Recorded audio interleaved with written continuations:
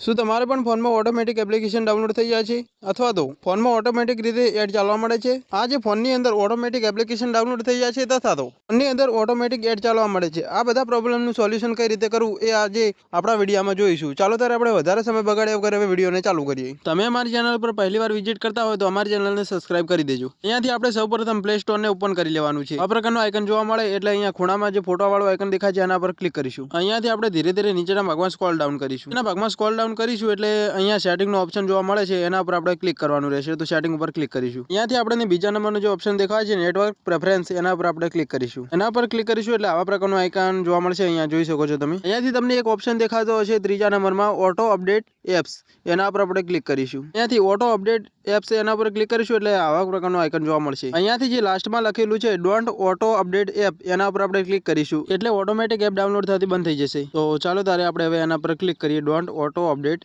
App એના પર આપણે ક્લિક કરીએ. અહીંયાથી આપણે એના પર ક્લિક કરી અને અહીંયાથી સેટિંગમાંથી બહાર નીકળી જવાનું છે. આપણે જે ફોનની અંદર ઓટોમેટિક એડ ચાલવા મળે છે એ બંધ કઈ રીતે કરવી, તો ચાલો તારે એનું એક સેટિંગ કરી લઈએ. અહીંયાથી ફોનની સ્ક્રીન પર હું તમને એક સેટિંગ બતાવું છું, ઓટો પ્લે વિડીયો, એને આપણે બંધ કરવાનું છે. તો એના પર આપણે ક્લિક કરીશું. સૌ પ્રથમ ચાલો તારે આપણે એના પર ક્લિક કરીએ. અહીંયા જે લાસ્ટમાં લખેલું છે ડોન્ટ ઓટો પ્લે વિડીયો, એના પર ક્લિક કરી અને ઓકે કરી દેવાનું છે. આપણે અહીંયાથી હવે આપણે ડોન્ટ ઓટો પ્લે વિડીયો વાળા ઓપ્શન ઉપર ક્લિક કરી અને ઓકે પર ક્લિક કરી દઈશું. ઓકે પર ક્લિક કરી અને અહીંયાથી આપણે કંઈ જ કરવાનું રહેતું નથી.